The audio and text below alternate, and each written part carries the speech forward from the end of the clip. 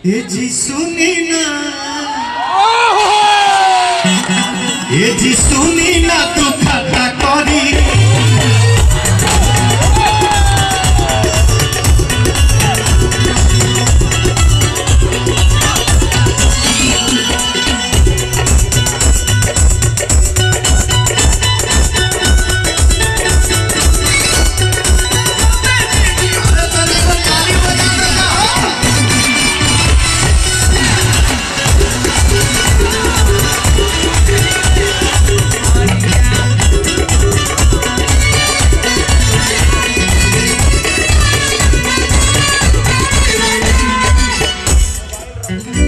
क्या कहे, सब समय समय की बात है। जैसन सोचल रहनी एक हीरो ये के हमार बड़ भाई ये गाना के सांसद हमें रवि भैया, वो तो होए रूल न रे, तो कलाकार कलाकार होता है भैया। जैसन सोचल रहनी वैसन धनिया बोल ना सवर ना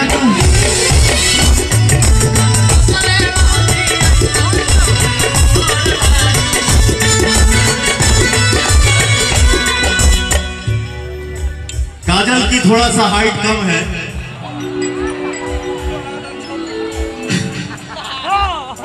क्या है अब आप आदि भाई के सामने खड़ी होगी तो लगेगा कि हाँ ओके है मामला, लेकिन हमके कभी कभी लगेगा कि हमसे लंबी है क्या।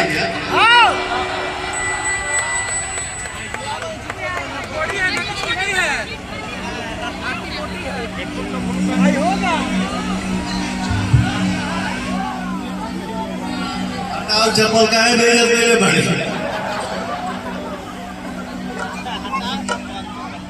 अरे थोड़े छर हर पाता,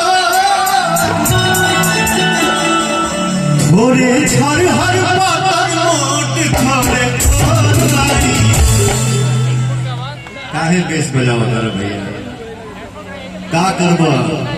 मैं तो आज के डेट में ऐसा मुद्दा हो गया हूँ कि हमारा हीरोइन लोग की सुबह में डर लगता है।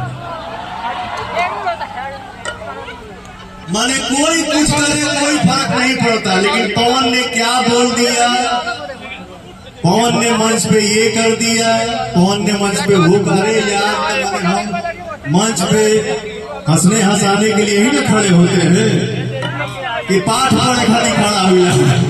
अरे जब पाठ पढ़े तो पाठ पढ़ाई पूजा हो, लेकिन जब कलाकारी करना है तो कलाकारी नहीं करूंगा तो कैसे चलेगा भैया। थोड़े छर हर पाता, थोड़े छर हर पाता लेकिन एक बात सुन ले बेटा, मैं जो हूं सो हूं, ठीक है, बाकी मुझे ना समर न कर।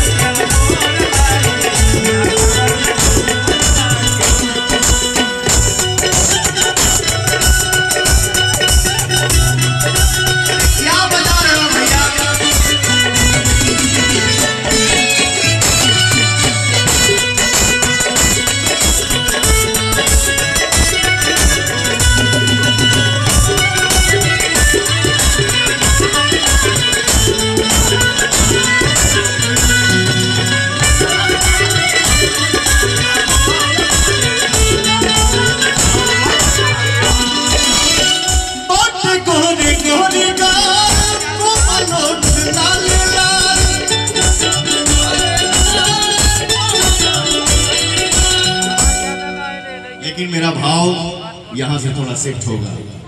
बाटे गोरे गोरे गाल, कोमल ओठ लाले लाल, हंसेलू मतलब लड़की, हंसेला मतलब लड़का, हंसेला तो कालिया होला ये चिका सखा। समझे? आप हंसते हैं ना, डिंपल बोलते हैं ना, गोरी भाई तुहरा गलिया के डिंपल जान मारे। हमारे साथ 2-3 दोस्त रहते हैं, तो कभी कभी होता है ना कि देखिए मेरा मन जहां लग जाता है ना, तो मैं उसको ढूंढते रहता हूं कहां है, तो मैं जाने नहीं देता हूं। मैं हमेशा अपने पास बैठाता हूं, अपने से खाना बनाता हूं, बनवाता हूं, साथ में हम लोग खाते हैं, हंसते हैं। अच्छा, ये लोग चाहते हैं कि हम जाके कहीं और सो जाए, मेरे बगल में सो, तो वो लोग उस टाइम एक गाना गाते हैं, प्यार की 4 दीवारी में, प्यार की 4 दीवारी में जब फंस जाओगी जान, तुमको होगा अनुमान कि अब बचाएंगे भगवान। ये चीज सुनी न दुखा,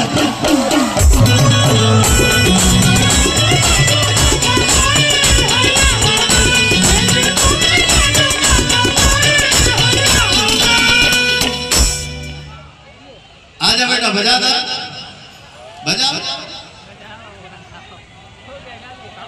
का करी, कूद जाई।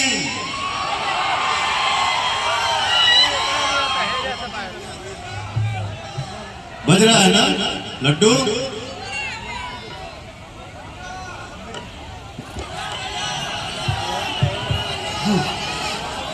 On demand recorded song.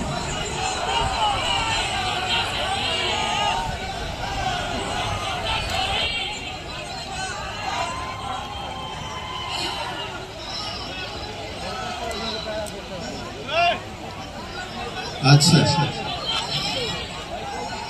Charlie भैया प्ले कर रहे जल्दी।